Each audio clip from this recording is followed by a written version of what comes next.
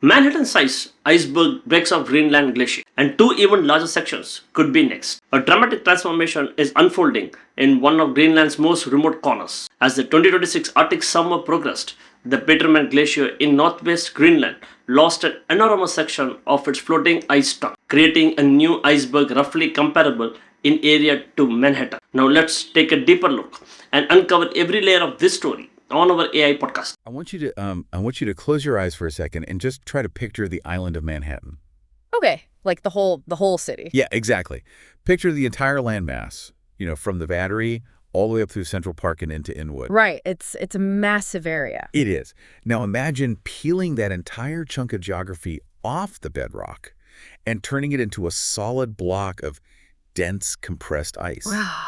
And stretching it vertically until it's as tall as a 50-story skyscraper. That's an incredible image. Right. And so picture that sheer monolithic wall of ice groaning under its own immense weight, fracturing right down the middle, and then silently detaching to just float away into the ocean. It is a genuinely staggering mental image. But, we don't actually have to rely on imagination here. Yeah. Because that exact scenario at that precise scale just played out in the real world. Yeah. Today's deep dive is taking us to one of the most punishing and honestly inaccessible environments on the planet. We are parsing through a freshly released stack of satellite data, government agency reports, and on-the-ground dispatches from glaciologists. Right, all centered around a massive calving event that took place in August of 2026 at Greenland's Petermann Glacier. Exactly. And our mission today is to figure out the mechanics of this event. We want to understand how scientists managed to track this slow-motion fracture in the pitch-black polar night. Yeah. And more crucially, what a rogue block of ice this enormous actually means for the fragile dynamics of global coastlines. Because, the detachment of that ice island is essentially just the final explosive punctuation mark at the end of a very long sentence. Right. The structural failure didn't happen overnight. The microscopic forces tearing that ice apart they were actively telegraphing their intentions for months before the final severing occurred. All right, so to properly contextualize the fallout, we have to look at the physical anatomy of the break.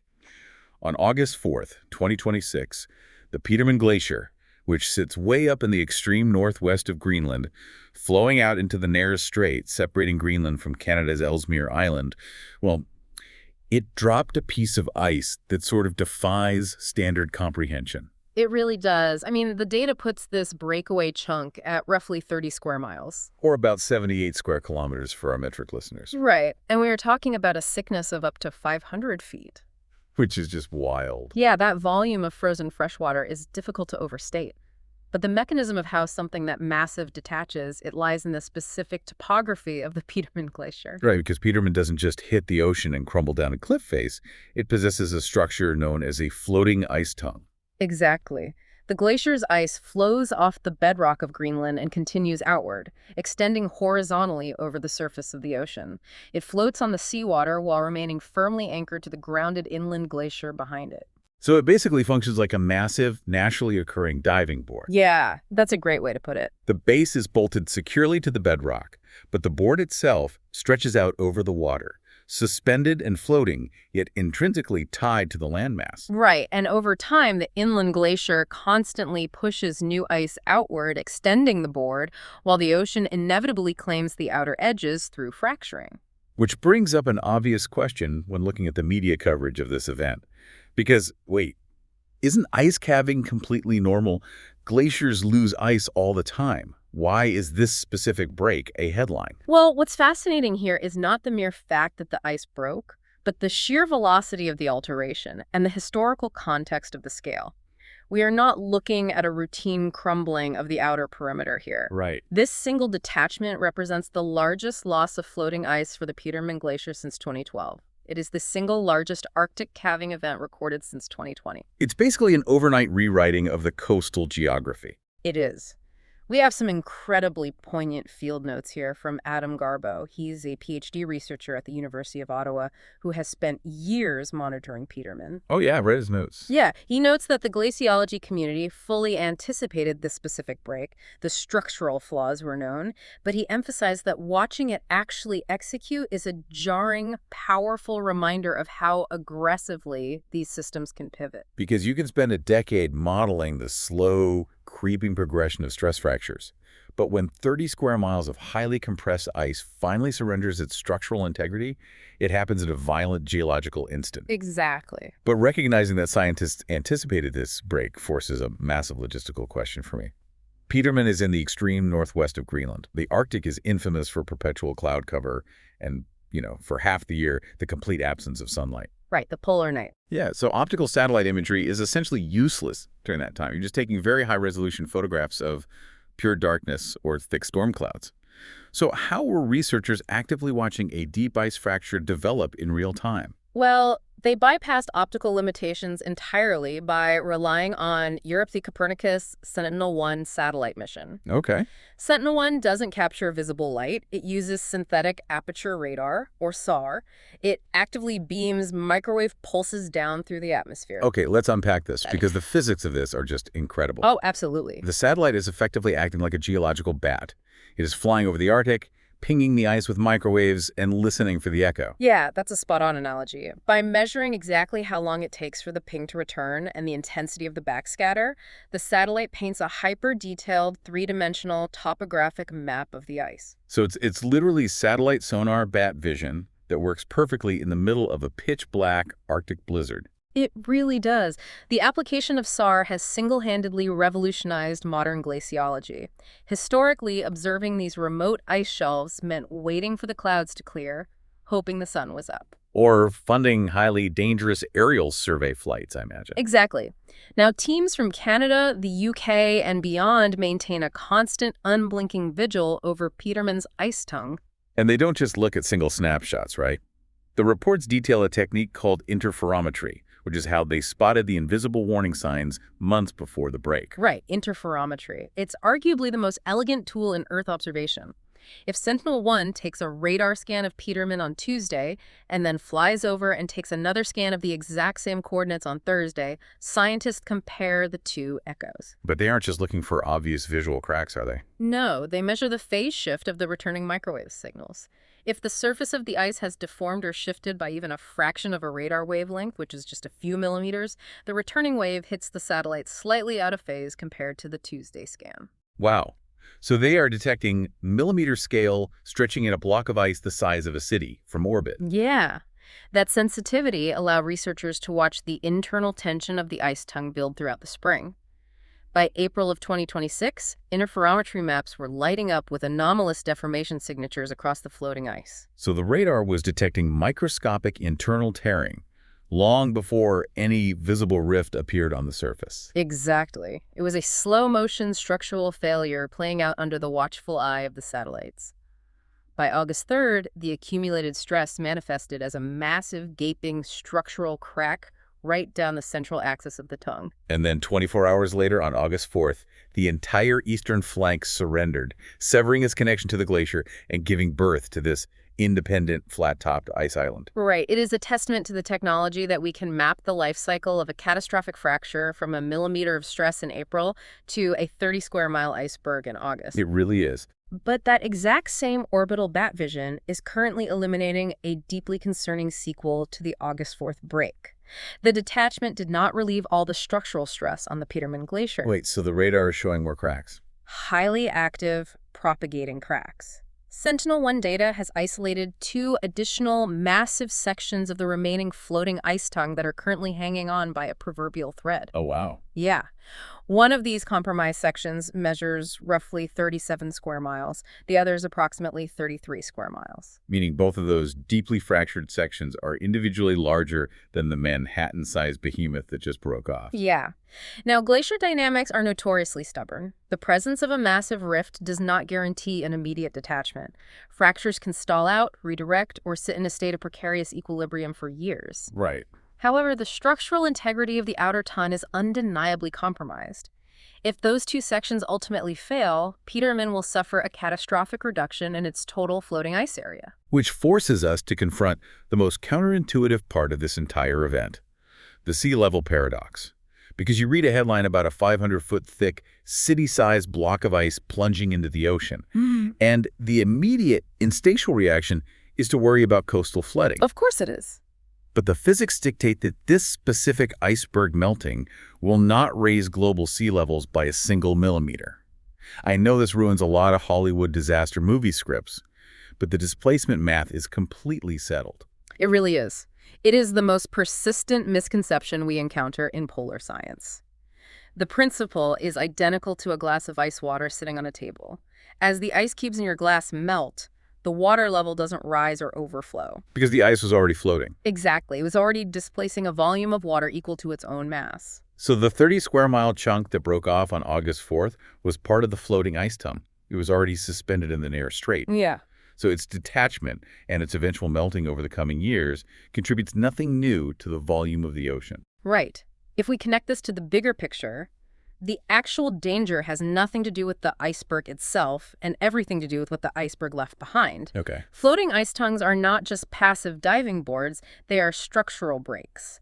They are physically wedged inside the deep, narrow walls of the fjord. Right. The immense friction of that ice scraping against the rocky sidewalls creates lateral drag, which pushes back against the immense crushing weight of the grounded inland glacier. Okay, so the floating tongue acts like a giant cork in a bottle. Yes, exactly. Or like a traffic jam holding back a line of semi-trucks on a steep hill.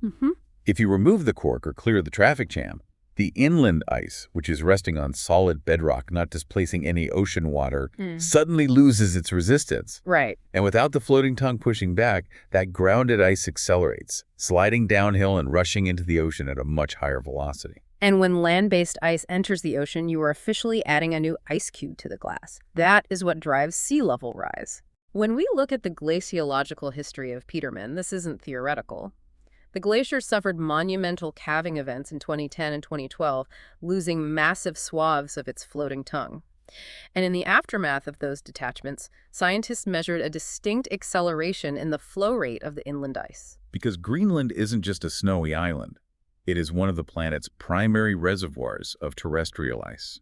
If the cork is permanently popped out of Petermann and that inland ice goes into an unrecoverable sprint toward the ocean, the calculus for every coastal city on Earth changes. This is why researchers are holding their collective breath watching those two remaining fractured sections of the tongue. A single calving event doesn't doom the coastlines, but it alters the mechanical friction of the entire system. Right. When you combine the loss of the floating tongue with warming ocean waters melting the glacier from below and rising atmospheric temperatures melting it from above, the structural defenses of the Greenland ice sheet are being systematically dismantled. So the scientific community is obsessively monitoring the parent glacier to see if the inland flow speeds up. But we still have this rogue 30-square-mile ice island drifting out there. I mean, it doesn't just evaporate. No, it is embarking on a highly complex, potentially years-long oceanic journey. And its mere existence as a cohesive block is something of a geographical anomaly for the Northern Hemisphere. Right. The reports draw a sharp distinction here. Yeah. Because when most people picture massive, perfectly flat, tabular icebergs, they are picturing Antarctica. Oh, absolutely. Antarctica is the undisputed factory for tabular icebergs. Oh. The Ross and Rhone ice shelves down south regularly birth flat-topped ice islands that dwarf this one, sometimes measuring in the thousands of square miles. Wow. Yeah, but the structural dynamics and oceanography of the Arctic usually produce smaller, highly irregular, pinnacle-shaped icebergs. We have a fantastic perspective here from Anna Crawford. She's a glaciologist at the University of Stirling. And she emphasizes that while tabular giants are the norm in the Southern Ocean, an Arctic ice island of this sheer scale and geometry is, in her words, far rarer. Which means researchers have a highly uncommon opportunity to track the lifespan of an Arctic behemoth. So what actually dictates where a 500-foot thick block of ice goes? Well, it is entirely beholden to the whims of the Arctic environment. Its trajectory will be commanded by deep ocean currents, surface wind patterns, and the seasonal pack ice that can lock it in place for months at a time. Right. And as it drifts, it is subjected to a relentless environmental assault. Oh, yeah. Warmer subsurface waters will aggressively melt its underbelly. Storm waves will mechanically batter its sheer cliffs, causing localized collapses. Just slowly chipping away at it. Exactly. And changing ambient temperatures will induce thermal expansion and contraction, spiderwebbing the deep ice with new fractures. So it's a massive floating monument to erosion. It is going to inevitably shatter into smaller and smaller fragments. And here's where it gets really interesting, because the hazard profile of this iceberg is totally counterintuitive. How so? Well, you would assume a 30-square-mile wall of ice is the ultimate nightmare for maritime shipping. But it actually becomes infinitely more dangerous to human life the smaller it gets. Yeah, it is the great paradox of maritime navigation in the polar regions. A Manhattan-sized iceberg is terrifying in scale, but it is also impossible to miss. Right. It reflects radar beautifully. It shows up on even the most basic satellite imagery. Ocean freighters and offshore operators can track its exact coordinates and route their vessels hundreds of miles around it with days of advance notice. But when that central mass finally shatters, you don't have one easily trackable island anymore. You have thousands of individual car-sized or house-sized blocks of ice. Right, what we call bergy bits or growlers. Dispersed across miles of open ocean. And those fragments are a navigational nightmare. As they melt, their center of gravity shifts, causing them to roll and expose dark, clear ice that is nearly invisible against the black ocean water. Wow. They sit low in the waves, making them incredibly difficult for shipboard radar to detect, especially in heavy swells or dense Arctic fog. What was once a single, highly visible island transforms into an unpredictable, constantly shifting minefield covering vast swaths of the shipping lanes. Which explains why agencies like Environment and Climate Change Canada are throwing so many resources at this. They're using optical imagery, SAR data, and specialized aerial reconnaissance to tag and track the movement of this ice. Monitoring a deteriorating ice island isn't just an academic exercise in glaciology. No, it's a critical requirement for international maritime safety protocol. Absolutely. But tracking that deterioration yields a secondary, incredibly valuable data set. The movement of the iceberg and its subsequent fragments acts as a physical proxy for the invisible forces of the ocean itself. Oh, interesting. Yeah. By meticulously plotting the path of this ice, oceanographers can refine their models of how major currents, like the Beaufort Gyre or the Transpolar Drift, are actively transporting water, heat, and salinity through the Canadian Arctic archipelago. So to trace the arc of this entire deep dive, we started with satellites utilizing orbital radar to detect millimeter-scale phase shifts in the dark back in April. We watched those microscopic strains tear open in August, birthing an exceptionally rare tabular Arctic ice island. Yeah. We detangled the sea level paradox, recognizing that the true existential threat isn't the iceberg melting, but the loss of the fictional cork holding back the staggering weight of Greenland's inland ice. And now we have a deteriorating city-sized hazard charting a slow, dangerous course through the northern shipping lanes. It is a profound sequence of physical mechanics, and it really underscores the absolute necessity of our modern Earth observation networks. Sentinel-1 and interferometry have pulled back the curtain on the polar night. We are no longer waiting for the sun to rise to understand how our planet is changing. So what does this all mean? When you synthesize the satellite data, the structural loss of the ice tongue, and the ongoing tracking of the iceberg, what is the ultimate takeaway from this stack of research? Well, this raises an important question, and it directly builds on the idea of using this iceberg to refine our oceanographic models. We've established that massive tabular ice islands breaking off of Greenland are historically rare, but the data clearly shows the system is destabilizing. Yeah, the ice shelves are thinning from warm water below and fracturing from meltwater above. Right. We are highly likely to see more of these massive calving events in the near future. So the rare anomaly is poised to become a regular occurrence. Exactly. So consider the implications for oceanography. If tracking this single ice island provides crucial data on the currents weaving through the Canadian Arctic, what happens when there is a fleet of them? Oh, wow.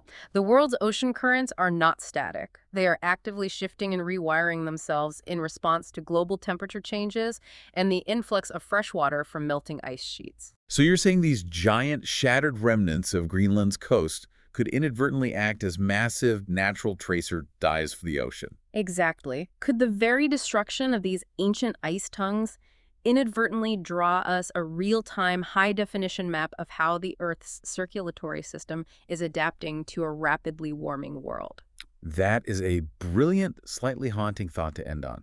The idea that the catastrophic fracturing of the ice might be the exact mechanism providing us the map of the new climate reality we are entering. We're going to wrap our analysis there, but I highly encourage you to take a few minutes a day, go online, and search for the Copernicus Sentinel-1 SAR imagery of the Petermann Glacier from August 2026.